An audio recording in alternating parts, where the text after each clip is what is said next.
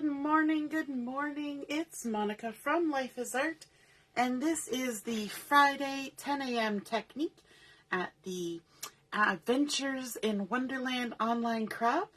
I hope you had a good night's sleep last night and are ready for another day of crafty fun. We are exploring the land of Wonderland and doing challenges and games, which are super fun. And, but sometimes we look at the challenges and we're like, I don't know how to do that. So I thought today for my technique, I would show you my version of the layout from yesterday's challenge number 1 that has that big circle that's cut into wedges. And I'll show you how I create that kind of look. Okay, if you're popping on to watch, just say hello or howdy so I know you're here. And if you're watching later on replay, you can just say replay. Hey Heather, good morning. Good morning, Joanne. Deborah's here too, and Michelle, good morning. So we are looking at our April-June current catalog, and we're looking at the featured collection for the month of April, which is Cosette. It's a beautiful collection. I love the combination of colors in here. And so today we're going to be working with some stickers and some pattern paper, some coordinating cardstock, some die cuts, and a picture of my life card. So we're using all the little bits and pieces of the collection. And we're going to be creating that layout from challenge number 1, at least my version of that layout. Now, as I always say, the challenges are inspiration. So you're being inspired by the layout. That does not mean you have to recreate the layout exactly as it is. Okay? It's strictly for inspiration. So you take the bits and pieces from the challenges and the examples, and you create it and you make it your own, right? So oftentimes people post something and they go, I hope it's okay. It's always okay. It will always be okay.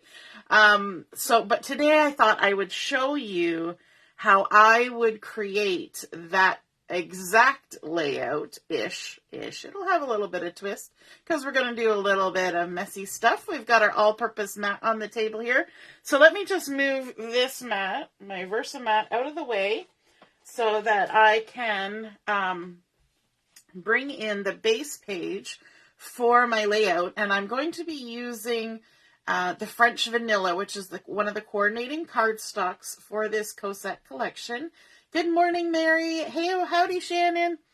And I wanted to add a little bit of color on here before we start, because on that layout, there's really not a lot of stuff happening in the background. It's just really focused on that center circular area, right? Now, you can, of course, do as you please with your layout. You can add all sorts of things in the background.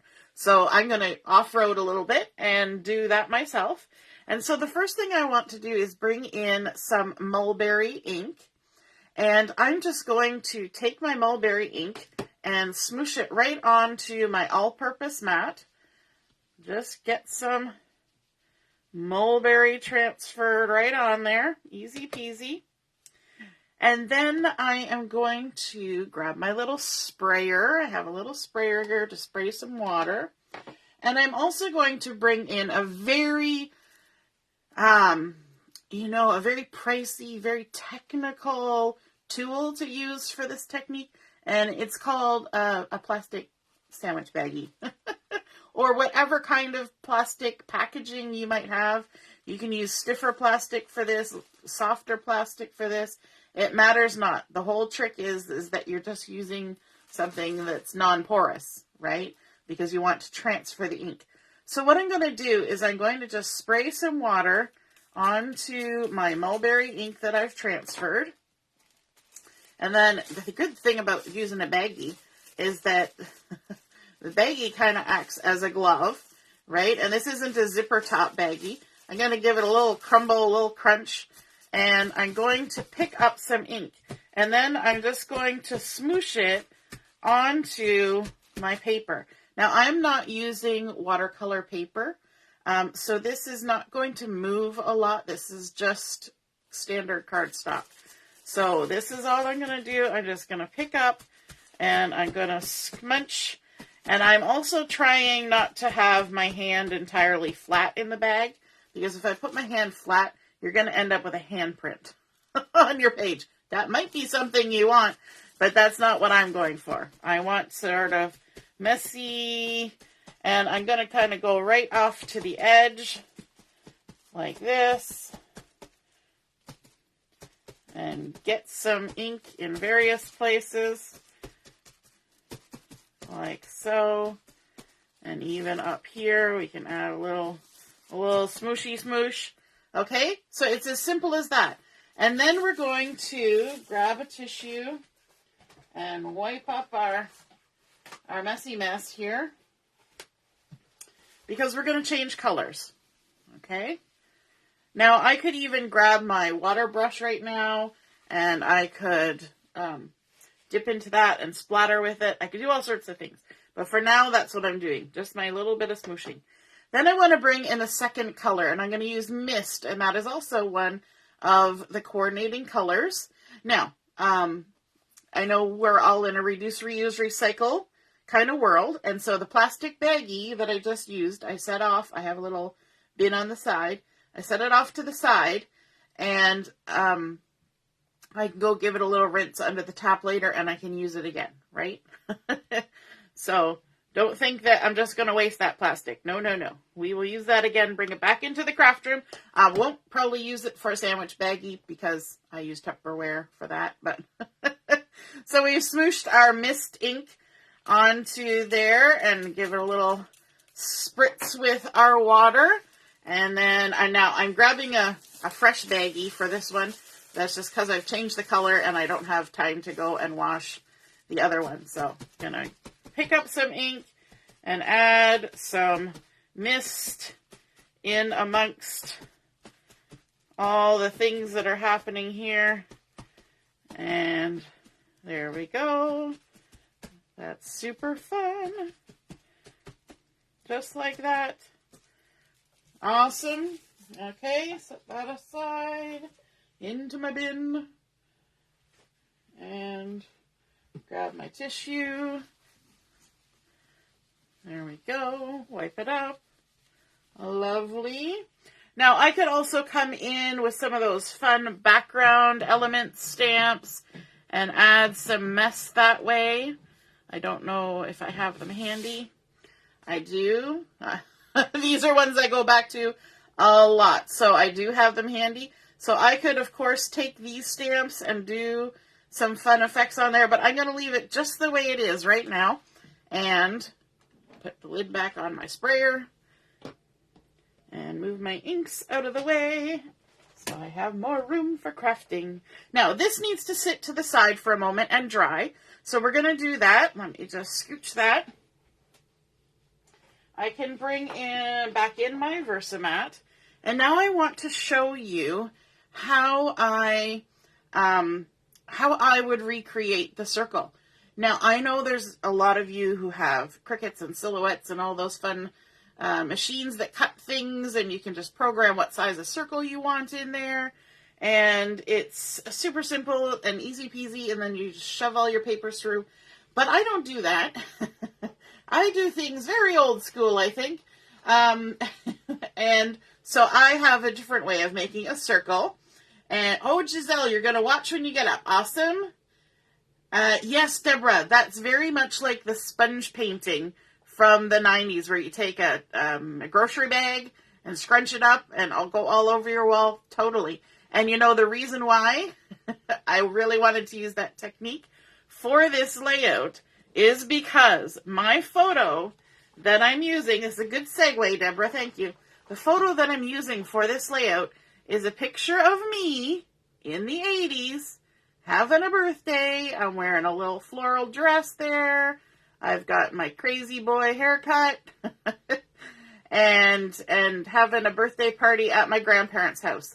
And so that was definitely in the 80s. So I thought it would be totally thematic to go with that sort of spongy, crinkly look, right? Very thematic.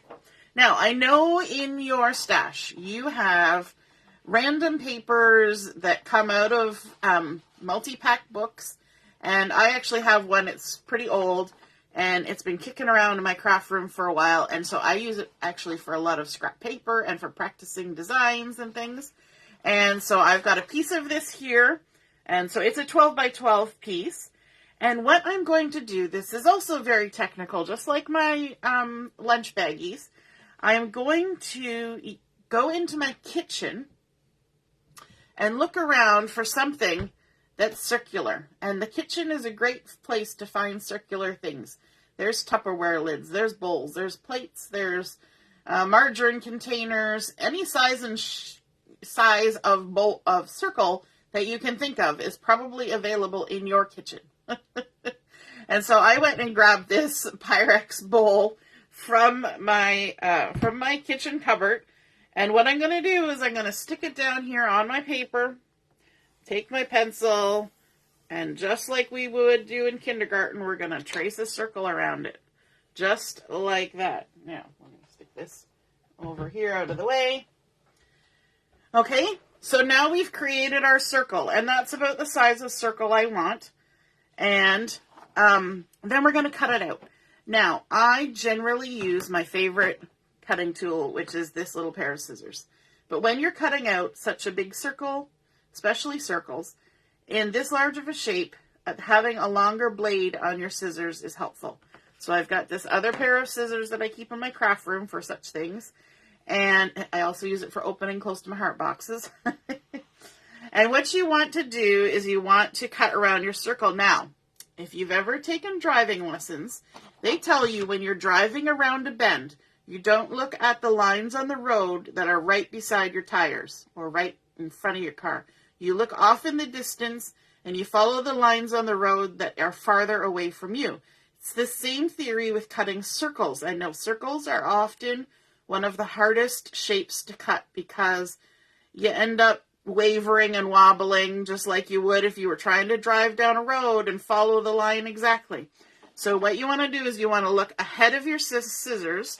You want to start in one spot. So here I am cutting along, and I'm going to pivot my paper. You notice my scissors are not moving. My scissors are not going like this. Okay. So we're going to pretend like we're driving down the road, but it's the road that's coming at us. We're going to pivot our paper. And what I'm going to do is I'm not looking at the line where my scissors are meeting the line. I'm looking at the line way up here where the point of my scissors are going to eventually reach.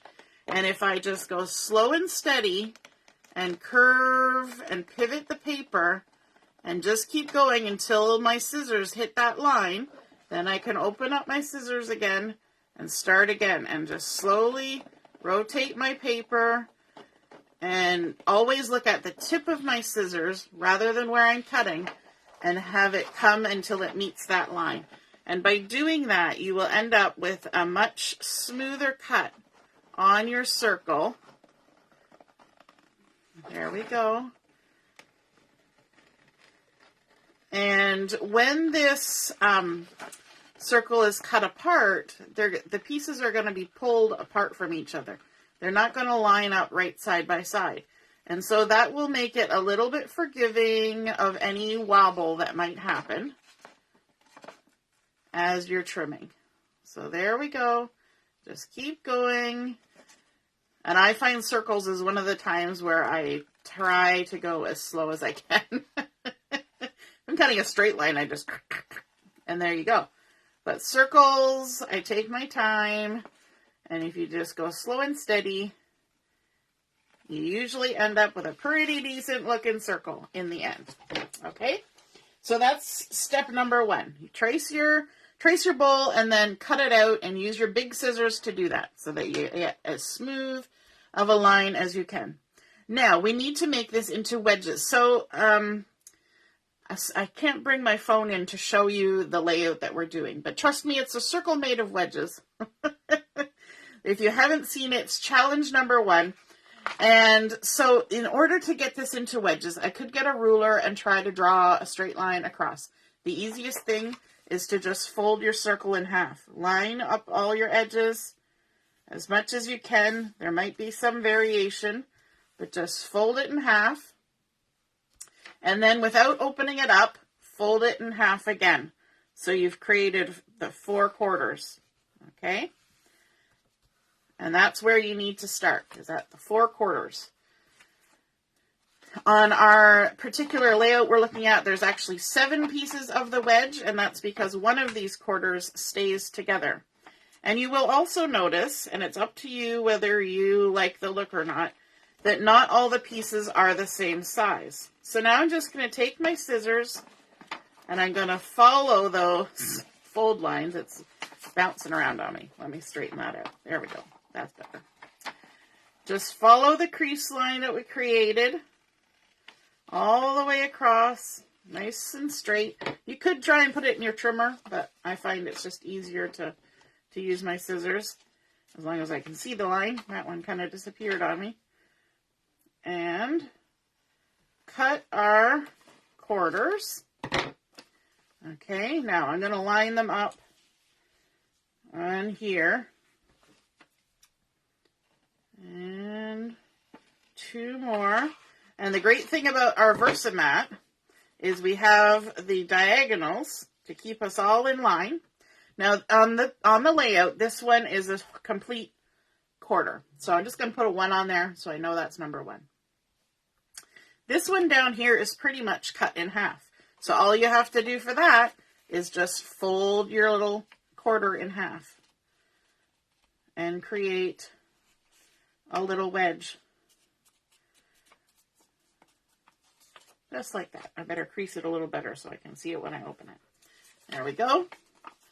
And now we have wedges number 6 and 7. Because I'm gonna label them going around like a clockwise. So it'd be 1, 2, 3, 4, 5, 6, 7. Now these ones are fairly close in size, but they're a little bit off. So what I'm going to do is I'm going to take this side and fold it down, but have it be a little bit less. And you just want to make sure it reaches the edge and reaches out to the point there. And if you don't like them being haphazard, you don't have to do that. I'm just kind of trying to follow the picture. I'm doing what I say not to do. I'm recreating it as opposed to being inspired by it. 4.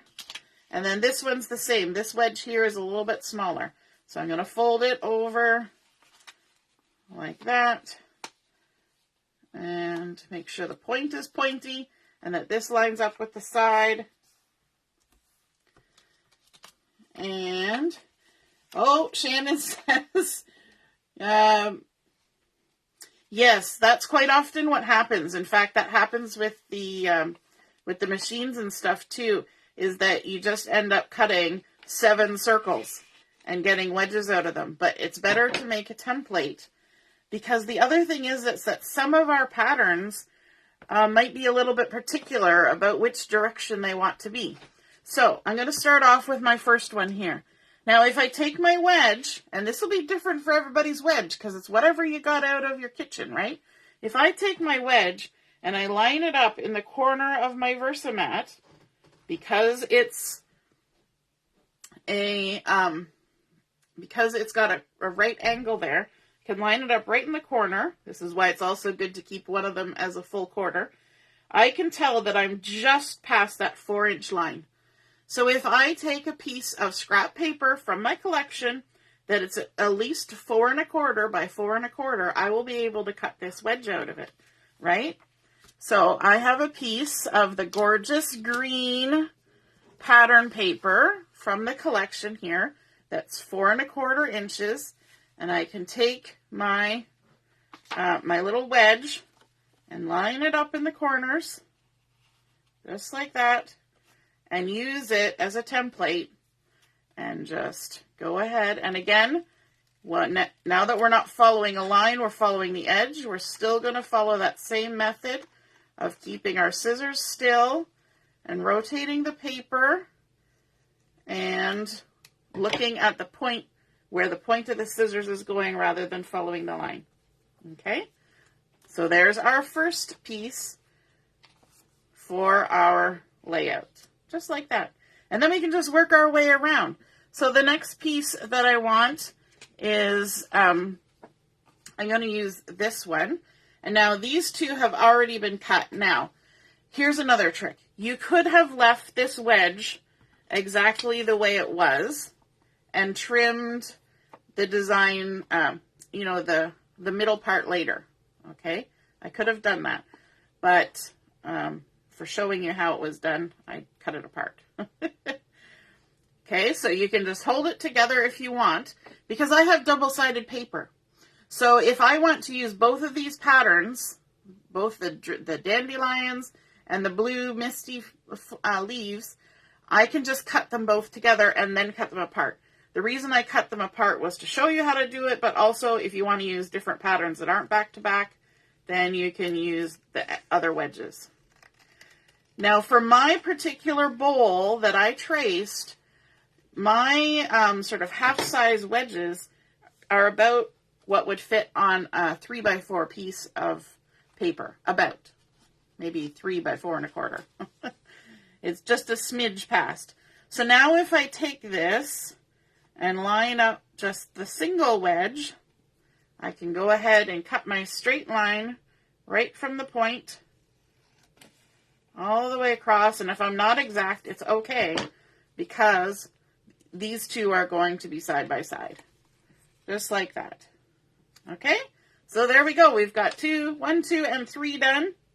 If you want, you can save these templates and use them on another layout, right? Wash up one of your little baggies that we just cut. Put them in there. Bingo. You've got a template for doing this another time without actually having to cut all the pieces. Now, for the next piece, I'm actually going to use just a piece of cardstock. So I've got the lovely pine cardstock here. I'm going to use the dark side, and all I have to do is line up one of my straight edges, like so, and then just follow the edges. You could trace it if you want, but like if you don't feel comfortable that you're going to hold that template still, you could tack it down, or you could draw a line. As I say that, my template is jiggling all over the place. It's because I'm working with a piece that I've now cut. There we go. The movement of my paper is causing some issues. There we go. So then we just go ahead and cut our wedge like so. There's number 4. And the other thing is, like I said, these are going to be pulled out. They're not going to line up exactly the same. So if our pieces are a little bit off, it's okay, because, you know, when they've got that gap in between, you're not going to notice. All right. And then our next piece, number 5, I'm going to cut out of this pretty one here. Maybe I'll line the point up over there like that.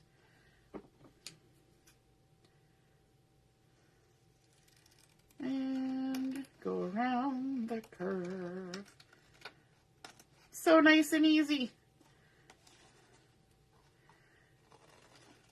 It just reminds me so much of like early primary school, right? The teacher gives you a project and you have to cut out the shapes and then trace them on paper.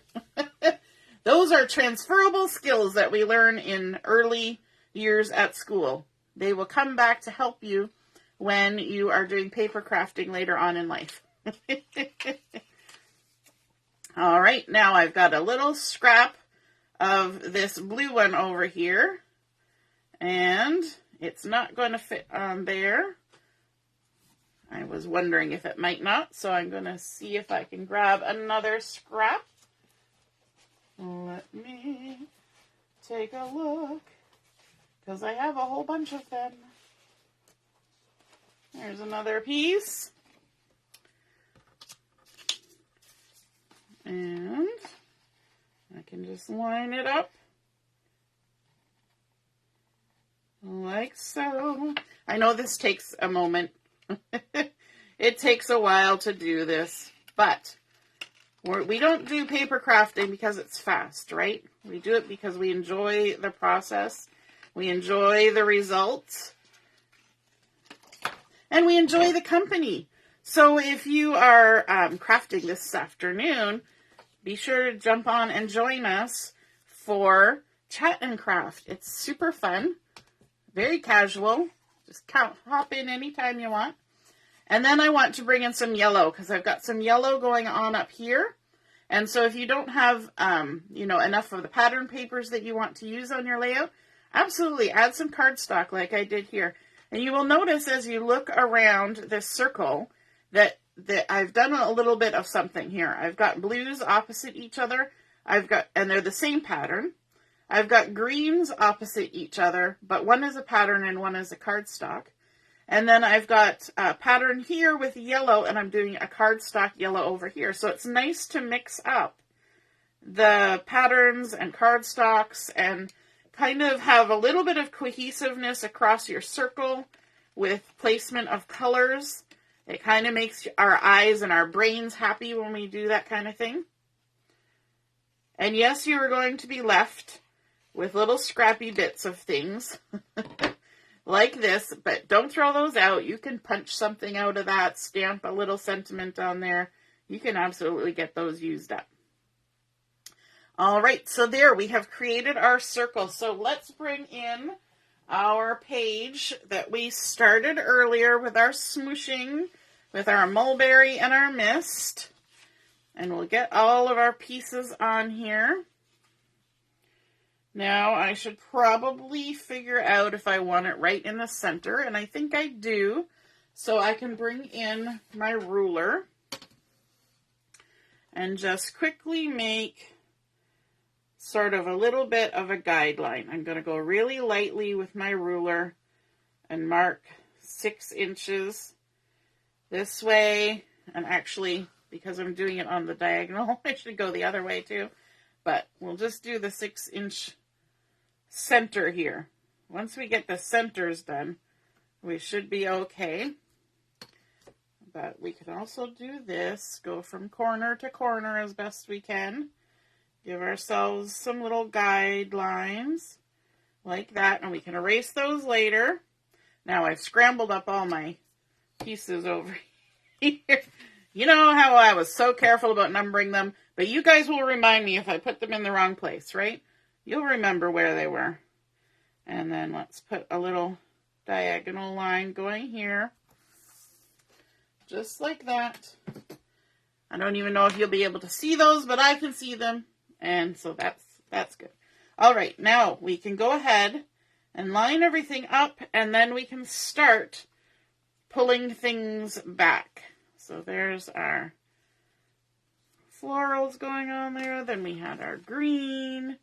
Then we have the mulberry, like that. And then we have the blue, and then we have the yellow. Perfect. Okay, so now we can pull them back. And they don't even have to be pulled back the same amount. It actually looks kind of nice when they're a little bit different.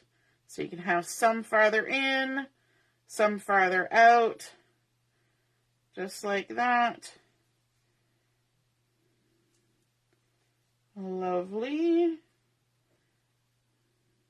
Okay, and now we can stick them down. I might actually use some liquid glue for this because I think it'll just be a little faster. We've been taking a lot of time getting ourselves to this far. So let's go ahead, and I could ink the edges of my little wedges here, which might be really nice, but I don't want to take the time at the moment to do that. So I will just go ahead and stick them down.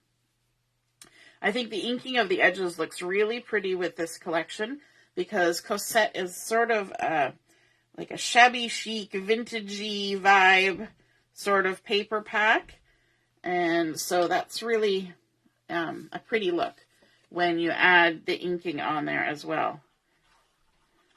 Is anybody else loving this paper collection? I know I am. There we go. stick that down there like that. And my pine.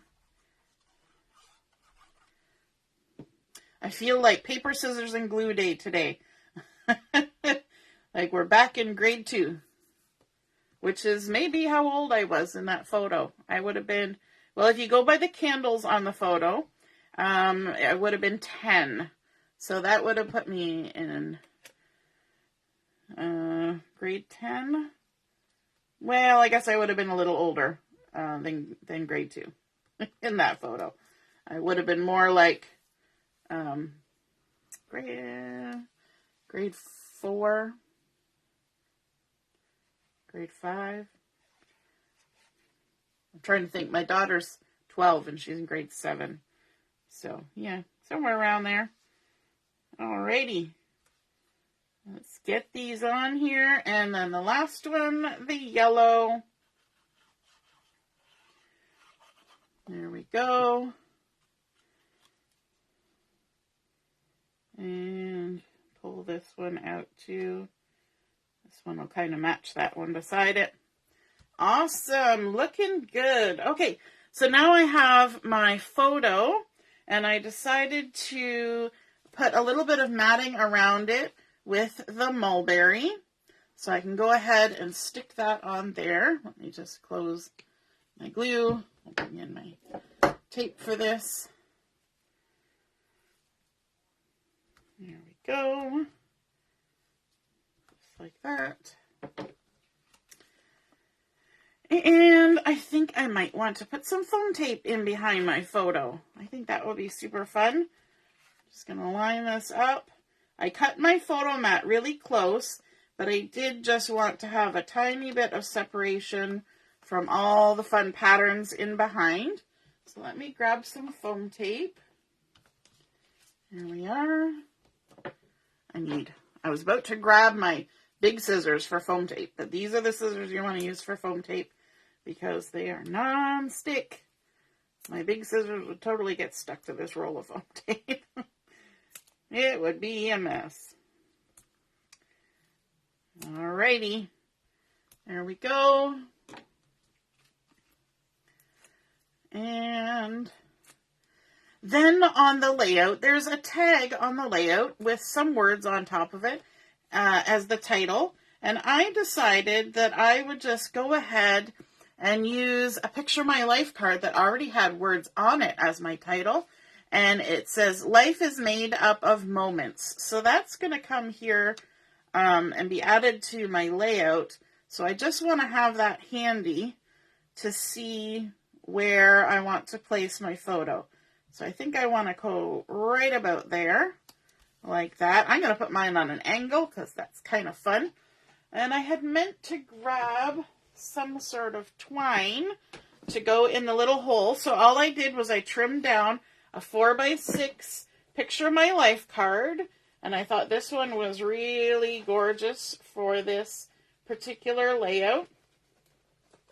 And so I trimmed it down to the size I wanted. And then I just angled the ends, and I punched a little hole. Let me see, what kind of twine do I want? Ooh, maybe this, the sapphire crochet thread. That looks good. I totally forgot to grab some twine. The sapphire, I think, will look fine with the mist. But add a little bit of color. And now I can't open the baggie. Michelle says that Cosette is her favorite in the catalog. I have heard that from a lot of people. People are loving it. And so, just like when we take embellishing thread or any kind of thready thing off of these cardboard holders, you see how kinky it is? All you got to do is take the outside of the blade of your scissors and run it gently down the length, just like you would for curling ribbon. And you'll see that it starts taking the crinkle out of your thread. Sorry about that, coughing right at the camera. There we go. Now this works a lot better with the, the metallic embellishing thread. but it does work for this as well. Let's maybe do a little loop like that. And then I don't want to have it be too long, so I'm just going to fold it in half, stick it through the hole, and I made a tiny hole. I actually used my punch that punches for eyelets to create this hole, so it wasn't as large as my standard, you know, office supply hole punch is. And then we can just loop it through and then cut open the folded loop and trim off the excess little bit there. And there we go. We have a nice little dangly on there. And let's add some foam tape on the back of that too, so it pops up a bit. I used the 3D foam tape on that. So for this, I'm going to use my thin foam tape. And just add some touches of it to the back here. I find foam tape, especially on layouts and things, you don't have to add so much. Like, you don't have to cover the whole entire back of it. You just want sort of the edges to be raised. So if it ever pushes down in the center, it's fine. The edges are still raised, and that gives you the idea of the dimension. So let's go ahead and take the backing off of this. Now, one of the reasons why this little section down here on the inspiration layout and on mine is left as a cardstock rather than a pattern paper is because this is where you're going to add some journaling strips to put your thoughts about, you know, the photos and the day that you're scrapbooking about.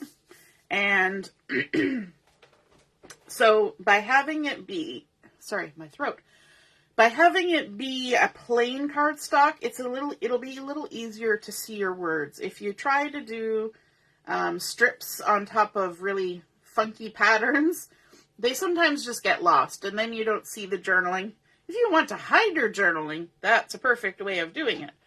And then we can bring in some other embellishments. We've got some stickers on our sticker sheet that are gorgeous, and we can add in, I'm thinking the little dandelions here would be lovely because we kind of played up the yellow on here. And so we could add a little bit of dimension. Just got to see where my foam tape is under there. And tuck in our dandelions like that. Super cute. We can also add in a little bit of greenery. Maybe this. We can maybe tuck this down here like so. We can trim off a little bit. I grabbed my wrong scissors. These aren't non-stick. I got a piece of sticker stuck on there. We can stick our little greeneries under there like that. And maybe even some more flowers. How about these pretty blue flowers? I don't know if I want them going upside down, but we could have them going that way or that way. Actually, maybe I do like them upside down. Where's my good scissors? There they are. Does anybody else have that? Where are my good scissors? Yeah. There is a standard of scissors in my craft room, and those are my good scissors. Okay, now let me see. I also want to do maybe this little circle that says today. We're going to pop that on here, just tucked under the little thing today. And I think that's good for the sticker sheet. I was going to take a look at the die cuts as well, because I was thinking of adding a little heart or 2 or 3. We'll see. Actually, no, I changed my mind. I was going to add a butterfly. That's what it was. Let me see. This one right here. Nice and handy. I always flip my die cuts over so that I can see where the edges are on these ones, because there's so much going on in the lovely pattern on the front that they will get lost. You won't be able to see what you're punching out. There we go. So pretty. Let me grab a piece of foam tape and my good scissors. There we go. These scissors are so good you can even cut foam tape in half. And if you tried that with regular scissors, it just wouldn't go. It would just be not good. And add our little butterfly up there like that. And then I think I want another one. Another one, maybe. Sure, let's go with this one. Right here. It really fits in with all the little florally bits to have these little butterflies, you know, butterflies in the garden. And we'll add a little foam tape. There we go. Now I'm starting to mumble to myself, so that's usually a sign that I need to finish up my layout and be done. Let's add a couple little bits of bling. Of course, I'm going to be adding in my, trying to get the backing off. I'm going to be adding in my journaling later as well. There's a little butterfly there. Maybe another little flower there. Like that. And I'm just looking. I like these little swashes that are happening here. And I think I'm going to grab one of these little swashes and just kind of tuck it under the edge of this tag.